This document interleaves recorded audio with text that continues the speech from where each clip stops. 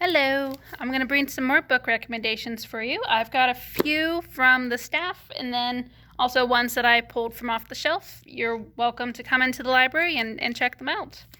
So the first one I've got here is called Amulet by Kazu Kibuishi. I probably butchered that name. But I know our kids really like reading this series. It's actually a comic series, but it's like full of adventures. And I think we have books, up to book 6 or 7. There's quite a few in this series. And then another kid's book that Miss Bethany has recommended is called Snow and Rose by Emily Martin. So I'll read the first paragraph. Snow and Rose were two sisters, as different as night and day. They lived in the woods, but it hadn't always been so.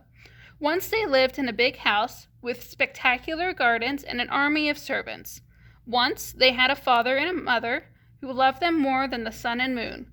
But it was before their father disappeared in the woods and their mother disappeared into sorrow. This is their story, and the story of the enchanted woods that have been waiting for them to break a set of terrible spells.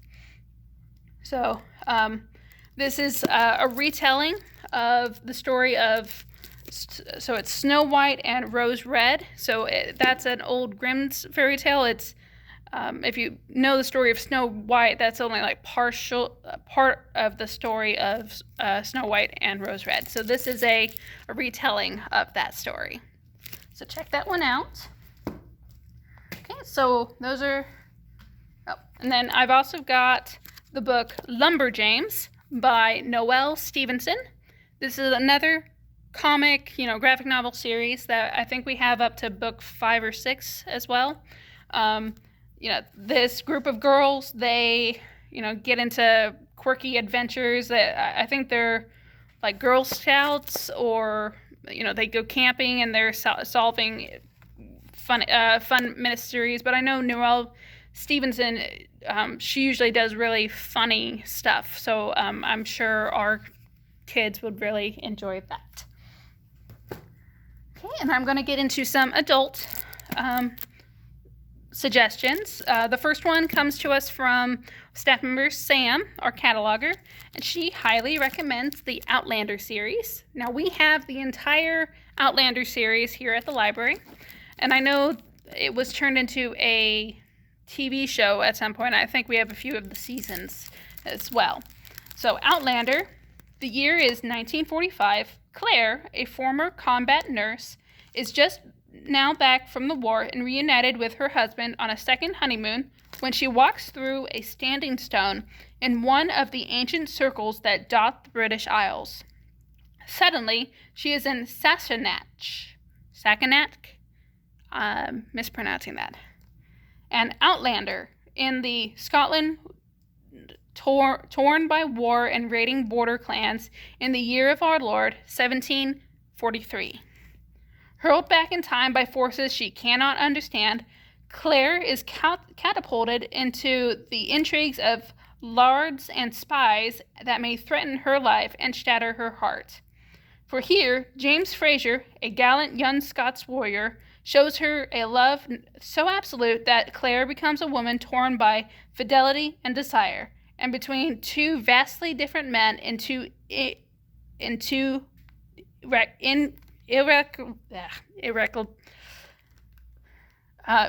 different lives. Sorry, I can't talk today.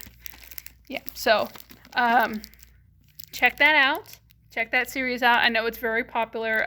Many of our patrons have said they really, really liked it. Okay, and then the next book I've got is called Devoted by Dean Koontz. Dean Koontz, he usually does suspense stories. So this story is about Woody, who has never spoken a word in his 11 years of life. Not when his father died in a freak accident, not when his mother, Megan, tells him she loves him. For Megan, keeping her boy safe and happy is what matters.